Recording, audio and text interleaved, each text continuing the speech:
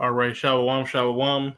First off, give all praise, honor, and glory unto Yahweh by Hashem, Yahushai by Hashem, Rakar giving double honors to the apostles and the elders of GMS, salutes and honors to the elect, all the brothers across the four corners who are enduring in truth and in sincerity, all the men and women who follow.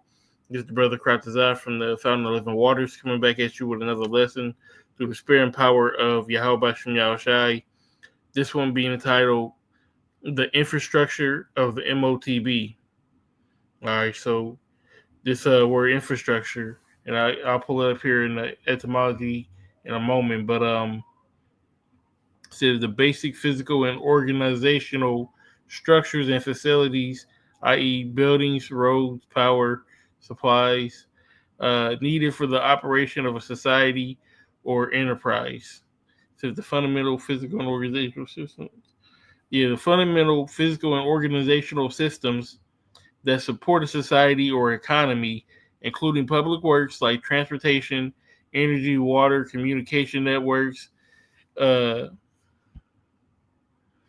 it is categorized as hard infrastructure, like physical components like roads and power grids, or soft infrastructure, social and economic components like healthcare and financial systems. So, yeah, that's good. That's good. We don't even need to go to the etymology, but because this you have to, and where I want to take you in this video, Lord's word is edifying. I just want to put you in the mindset of what it's going to take for them to actually implement this MOT to the B and what it's going to look like, you know, when they decide to usher it in. Um, so before we actually jump into all of this is real good information, and it's going to help us on our journey in this video. But I got a couple of videos we can watch, so let's watch these videos. Slide this to the side. So while we're all still distracted and fighting amongst ourselves over the Charlie Kirk assassination and which direction the bullet came from, well, monsters like this are actually in the background changing the future of humanity. There is nothing bigger going on in the world right now than the digital IDs that are being rolled out globally. This is going to impact people's ability to work, people's ability to bank, people's ability to buy and sell, their ability to travel. You basically won't be able to exist in society or participate in any meaningful way if you don't get one of these digital IDs. And that's what the scripture is saying in Revelations, right? Revelation 13 and 15, it says, and he had power to give life unto the image of the beast, that the image of the beast should both speak and cause that as many as would not worship the image of the beast should be killed, right? Which we know that beast is NATO and the EU. Okay, but what it's speaking about is that as many as would not worship the image of the beast should be killed, right? The image of the beast is this whole system, basically the infrastructure, the physical components, right? Like mainly you're dealing with like a soft infrastructure, the social, like because social and economic components just put me in a mindset of what's it called, the ESG. Yeah, so ESG stands for environmental, social, and governance, a set of criteria used to measure a company's sustainable and ethical impact. And people are going to have these scores as well. You it says the E assesses environmental impact. Matter of fact, I'm cooking. Through Spring Power, how about Shimmy Shai? Because I ain't shit. but the Lord is he's working right now, and I gotta just slow down so I can make sure to try to get this correctly. Um, I'm gonna hold off on this. I'm gonna hold off on this because I'm getting away from my original point, and it's gonna take me down a road. So going back to what I was saying, um, that if you don't worship the image of the beast, should be killed. So basically, anyone who doesn't want to get down with this system, you don't want to take the MOTB, you don't want to operate in this man's society, you're going to be ostracized. So when it says to be killed, yeah, you could be killed. They're definitely going to put people to death. If you're on that red list, you know, then they're going to put a lot of the scripture says they're going to put a lot of us to death. But if you don't get down with their system, the people will be just ostracized and kicked out of society. You'd have to be like off grid, so to speak. But let's get back to this, and we're gonna get back to that ESG and all of that. Oh, but don't worry, guys. It's free. I am announcing this government will make a new free of charge digital ID mandatory for the right to work by the end of this parliament. Let me spell that out. You will not be able to work in the United Kingdom if you do not have digital ID. That's right. You won't be able to work in the United Kingdom unless you get one of these digital IDs. But I know your biggest concern was how much is it going to cost to get the ID? And I hope this bag of mayonnaise has relieved any of those worries, because it's going to be free, guys. Thank God. Obviously, people's biggest fears are not that they're going to have their bank accounts shut down, like in Vietnam, where they erased 86 million bank accounts from people who refused the digital ID. This was in September. Right, because your money's going to end up on that digital ID within the bank account, going back to Revelation, where it says that Revelation 13 and 16, going back to everybody's going to have that ID, which is going to be on that the RFID chip, which is the MOT to the B. It says, any cause of all, both small and great, rich and poor, free and bond.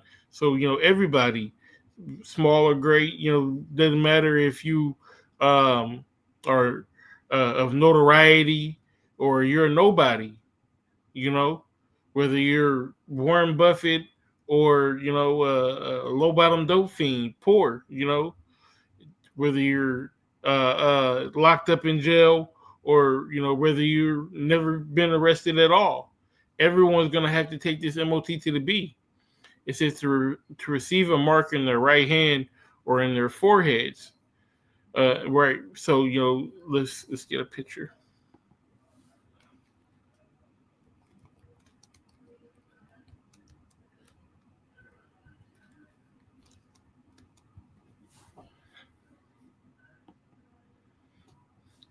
Yeah, that's what it looks like. That's what it's saying. And then you got the Neuralink for the head.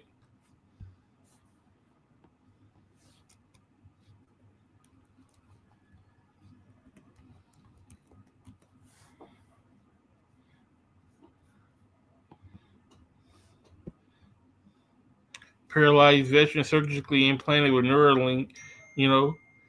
He's gonna. This is what they're gonna do. They're gonna tell you, "Are you never gonna walk again? We'll help you to walk again." You can use your hands, or that's what it's for. So, and these are the miracles that the scripture is speaking about Esau doing.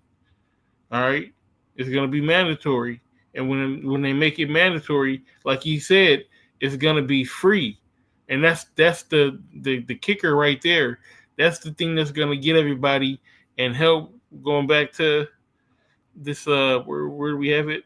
Going back to the infrastructure, right?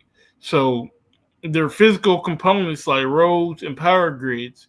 So when you think about everybody, yeah, you got a lot of people in cities, but there's so many people, you know, like in the country, you have farmers, you know, and in rural areas, these people would need to take that MOT to the B.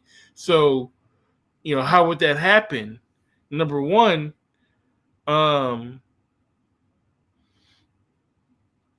they're going to want to put everybody in these 15-minute cities, you know. They're going to in these concentrated areas where you can get to everything that you would need within 15 minutes, you know. That's the goal, is these 15-minute cities. So what about, like I said, going back to the people in the rural areas? Well, they're working on that too. This is not the video.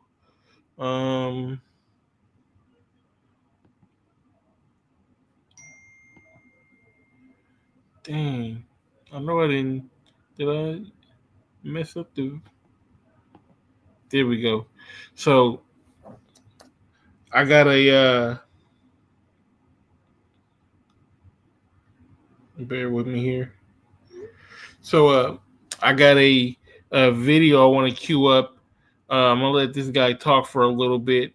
I watched some of it, but I kind of wanted to give y'all my like live reaction. So I got it queued up right where he starts to talk about it. So we'll go ahead and play it. Screens people and help tell the story that's going to offset the negative narrative.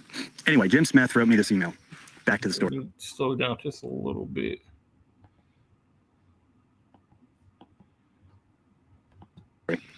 Good afternoon, Charlie. I hope you are doing well. I never thought in a million years that our small farm would be attacked by the World Bank. Lord, please help us, Jim Smith. And he sent me a Newsbreak article titled "World Bank Demands End to Farming by 2030 to Combat Climate Change Crisis." This is a fascinating article. I'm going to read a passage to you out of it really quick.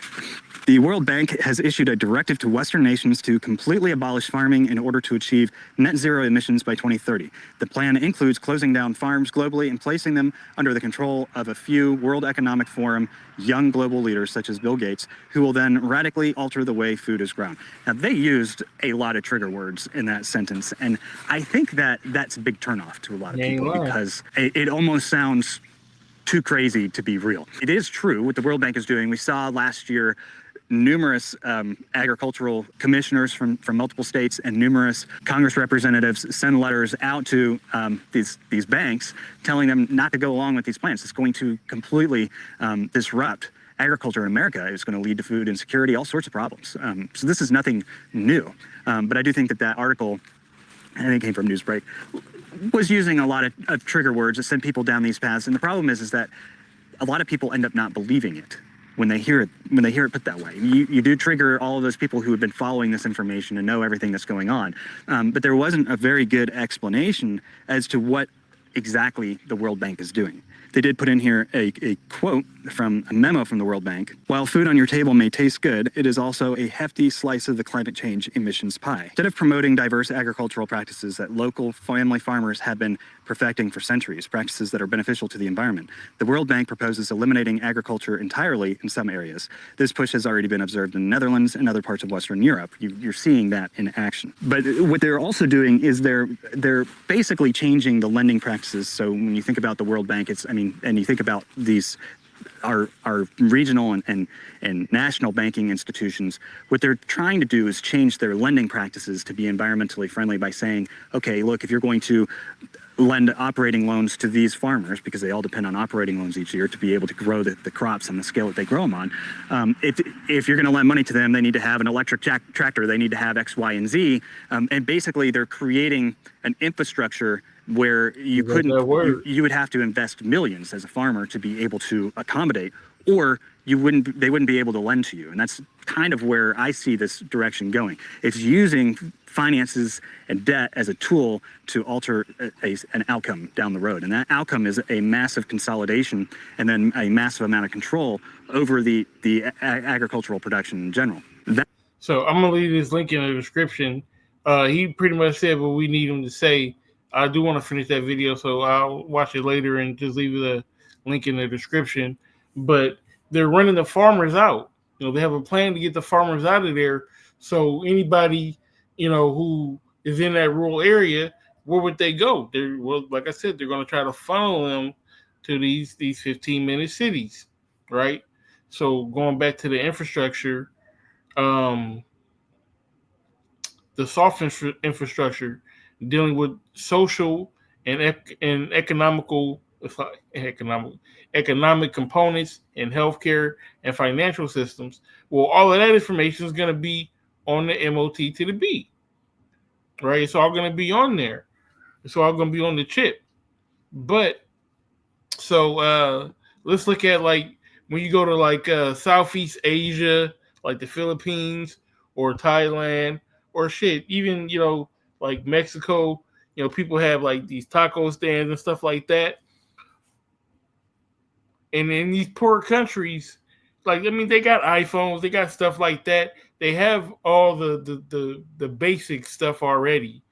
People just need to get these like these guys more than likely because going back to the video, it's not going to cost them anything. They're going to give them the chips and they're going to give them these readers for free.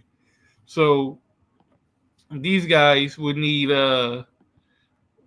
bear with me. It's a lot of pictures here. Here you go. They would need like a reader, something like this that would read a RFID chip, or you can something like that. I know they got one that like something like that that'll like go into the phone, and then all somebody would have to do is like touch their hand to it or whatnot, and just on a global scale, yeah, it's and that's also why they have to kill so many people, because it's gonna be a lot easier to chip 2 billion people than to chip 8 billion people. It's 4 times as easy. I can do math, but so and like I said, these readers aren't cheap, but they're going to be necessary. So that's all part of But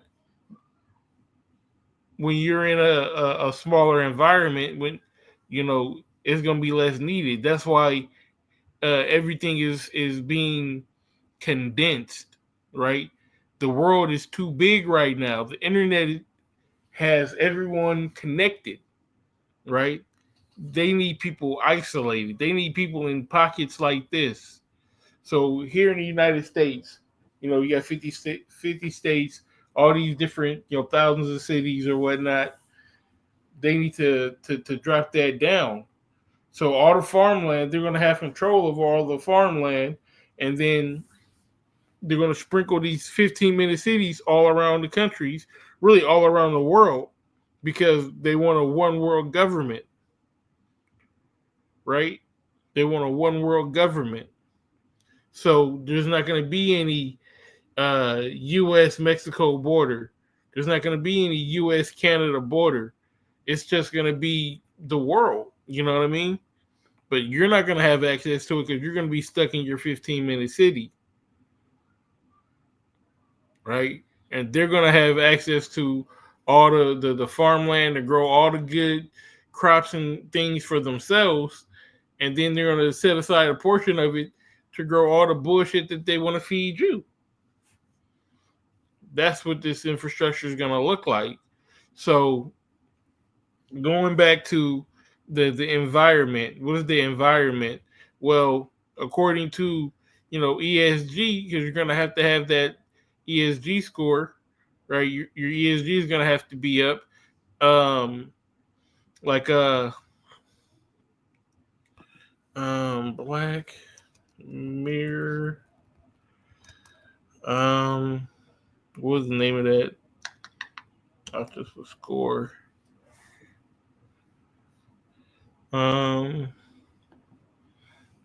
Social score. Nosedive. That's what it is. Yep. This is the one. When the lady had let's see if we can just get a quick video of it. I don't want that one.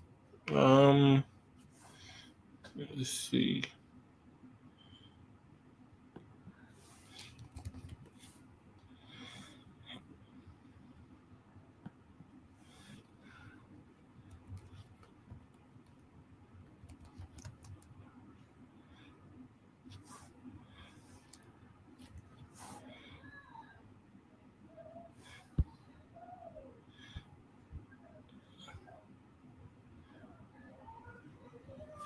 Okay, yeah, we'll play this. Let me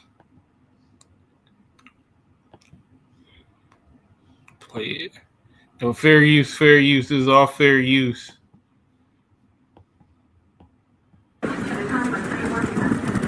Hi there, how you doing? I am wonderful. I'm so sorry, that flight is canceled. No. Customer incident at the other end. What? So when is the next flight? Yeah, they're all kind of full. I booked this weeks ago. It's my best friend's wedding. I'm sorry. I have to get there. I have to. Okay, let's see what we can do. Oh, thank you.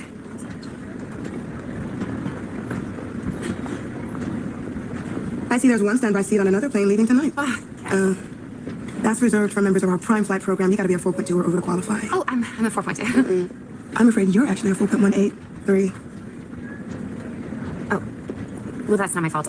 Some woman dinged me down in the counter. Can't you I'm just... sorry, it won't let me book it without the correct ranking. But it's so close. There's just nothing I can do. Christ, I mean, surely. I'm gonna have to ask you to moderate your language then. Sorry, it's just... I'm maid of honor. I cannot miss this wedding.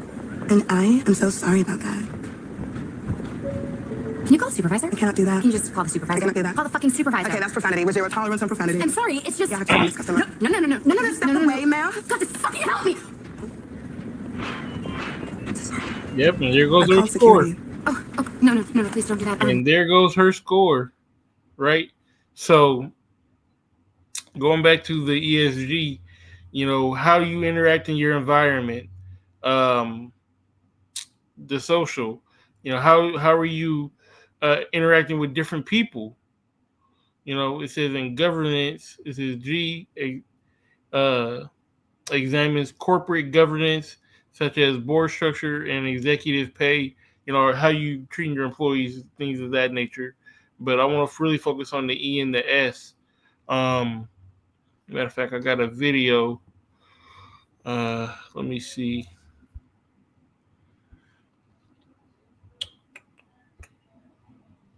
Try to save these videos.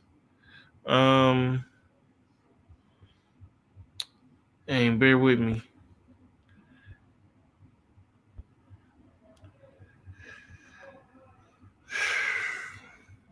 Yeah, bear with me here for a second. Okay. It's that one. The biggest part of the Great Reset that you're all missing is the carbon credit scan. And what is the carbon credit scan? This is where they're telling you where they want to monitor, track, and trace every so-called kilogram of CO2 that you emit. And they say the global average needs to be 2 tons per person per year. And you're using 16 tons per person per year, which means your activity has to go down by 800%. So how do they plan to do that? Well, first of all, they got the new first MasterCard in the world that is going to show a carbon allowance for every single purchase you buy. And to make sure that everything has a so-called carbon credit, food, when you buy food now, if it's vegan, it's going to show you this nice low score of only 1 kilogram, 1.3 kilograms of CO2 per serving. Now, meat will be off the chart, so that's going to be a no-no. Check this out. If you go to a restaurant, even an Italian pizza place, they're going to show you the amount of CO2 for your dish. So literally everything you eat, everything you buy, is your clothes made of leather? That's going to cost more CO2 because it came from a cow. So every single thing you do is going to be tracked. Why? Because they want to put limits on how much you can spend monthly. They're telling you you're using 16 tons a year and they want you to use 2 tons a year. What does 2 tons look like? Well, check this out. Say you wanted to fly from Toronto to Amsterdam, and now Google, by the way, Google Flights shows the carbon emissions on that flight. That flight from Toronto to Amsterdam is 478 kilograms of CO2. That's almost 25% of your yearly allowance. But don't worry, if you go over your limit, they're going to charge you $170 for every kilogram. Right. How would they be able to track all of that with the MOT to the B? It's already going to be in you. So if you say like, and that's another point to why they're going to have these 15-minute cities, because you're going to be able to bike, right? To bike to these cities, or you can or bike around the city, should I say, and or you can walk, And when you look at this, it says to eat healthy, stay active and exercise, bikes to get around, entertainment, little chill spots, and this is all from what they're saying, is for your good, right? But where did I have that at? Sorry, bear with me. I keep getting lost. But like the guy saying, man, it's all part of your score, right? That's all wrapped in with the environmental impact, and the social factors. We seen that with old girl. How are you reacting with people around you? All that's going to impact you. And like he said, if you go over your limit or if you do something, they're going to charge you money. All your money's going to be on the chip already, so they'll just take away your credits. This is the infrastructure of the MOT to the B. This is, with their planning. And this is how you take a big global world where everybody's connected via the internet. I could talk to somebody on Facebook that's in Vietnam right now. You can play online. You can, play Call of Duty with somebody in Australia, but they're going to put an end to all of that. Really, well, I can't say they are, because they're going to, make the world smaller, put everybody in these little, these pockets, but also communication, because like going back to what I said before, like these poorer countries, you have people that live out in the country right now that won't be able, that because people are putting up a fight. Matter of fact, I know I got a lot of videos. Let's see.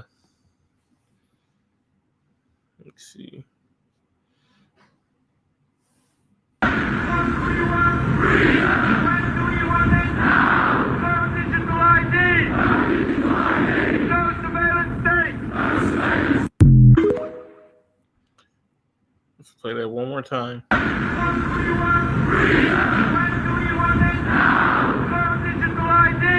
Said, what do we want? Freedom. When do we want it? Now. No digital ID. No surveillance state. People are bucking up. And like especially like these rural places, Mexico, so on and so forth. People aren't wanting to get down with the get down, but they're gonna have to, right? And they're gonna force people's hands, right, for the to take the MOTB. Also, let's play this. A little something that should make you think. Bill Gates declares the end of the smartphone era and unveils its surprising replacement. Let's see what the replacement is going to be of our smartphones. Bill Gates announces the conclusion of the smartphone age and unveils electronic tattoos as the next big innovation. Interesting, electronic tattoos. Here's a quote directly from Gates. The key advantage, these tattoos are integrated into the body. Imagine having a device embedded in your skin that lets you interact with the world through simple gestures or touch. It's sleek, unobtrusive, and possibly more intuitive than anything we've seen so far.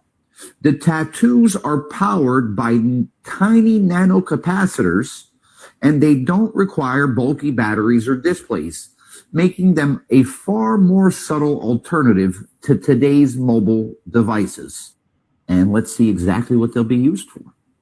A communication conduit facilitating messaging, internet browsing, and door unlocking. A health monitor observing metrics such as heart rate, body temperature, sleep patterns, and early illness detection. Also, a security apparatus functioning as a password, digital identification, or payment method. Call me crazy. No, we're not going to call you crazy. It's crazy, but the mark of the beast will soon fall upon those who dwell on the earth. Yeah, so like he said, man, the MOTB is on his way, man. This is the infrastructure. He just laid it all out right there, where he started talking about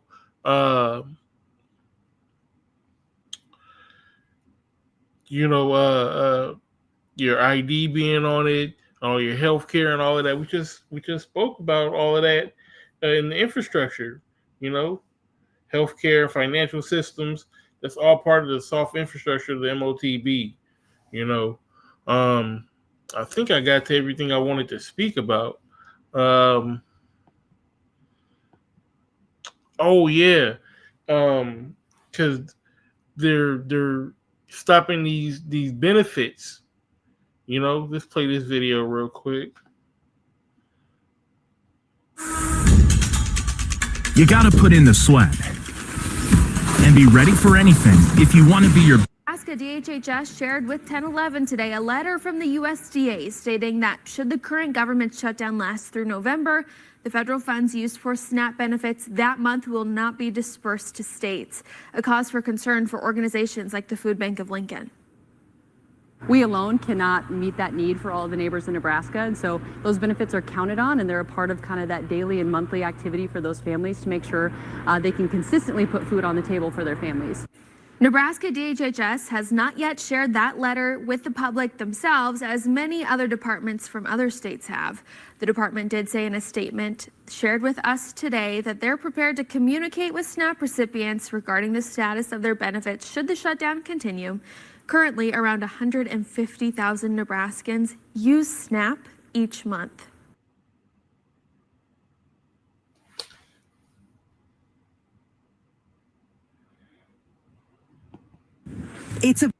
So you're gonna have a lot of people who's gonna be hungry, just like the lady said. These food banks, they're not prepared to feed food stamp people and homeless people and people who pay for food and need money and need help. So matter of fact, let's grab a scripture real quick. It says 2 Ezra 15:19. It says, "And a man shall have no pity upon his neighbor, but shall destroy their houses with the sword and spoil their goods because of the lack of bread and for great tribulation." People are going to be hungry. All right. And when people are hungry, people will do anything. People will buck up. Matter of fact, all this 2 Ezra's is really good.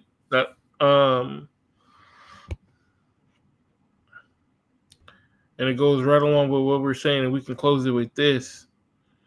2 Ezra 15:14, "Woe to the world and them that dwell therein, for the sword and the destruction draweth nigh, and one people shall stand up to fight against another, and swords in their hands." So destruction is coming to the world, and people it says, "For the sword and the destruction draweth nigh," is getting close, right? This fight is gonna happen. This powder keg is gonna blow soon, all right, that we call America, and all hell's gonna break loose. And this SNAP benefit thing, that's definitely gonna be a part of it. People are gonna be hungry. People are gonna need substance, and they're gonna get it how they live. right? And when people are going to stand up to fight against another, and swords in their hands, guns in their hands, and there should be sedition among men and invading one another, right? There's going to be people are not going to respect government, all right? But guess what? When that government cracks down and it's martial law, I'm kind of jumping the gun right here. We're just jump to verse 17. It says, let's read. It says, for there should be sedition among men and invading one another, and there shall not regard their kings nor princes, in the course of their actions shall stand in their power. A man shall desire to go into a city and shall not be able, right? You're going to be stuck in your 15-minute city. But people are going to have respect to leadership. They're going to do what they got to do to survive. But then that's when, the troops come in. That's when the MOTB is ushered, and it's like a get down, lay down scenario. All right, they're going to have to remember this is going out throughout the whole world. So getting everybody on in the whole world on the same page at the same time is going to happen in waves. People are going to resist, but once they say, okay, look, this is it, and then the whole world is connected to this, and if you're not trying to get on this program, then you're out. You're going to see people cave. You're going to see a lot of people are just going to take it right from the jump. And then you're going to have a large segment of people who don't take it. And then slowly, more and more people are going to fold and matriculate down to them welfare lines, so to speak. People are going to accept it. They're going to take the MOTB so they can feed their kids, so they can work a job, so they can feed their family. Because their girlfriend or their wife took it, so now they're going to take it. Or the wife is going to fold so that she can feed the kids. She's going to leave you if you don't come with them. These are scenarios that are going to happen. Right? It says, for because of their pride, the city shall be troubled, and the houses shall be destroyed, and men shall be afraid. Right? It's going to be all hell breaking loose and chaos out here.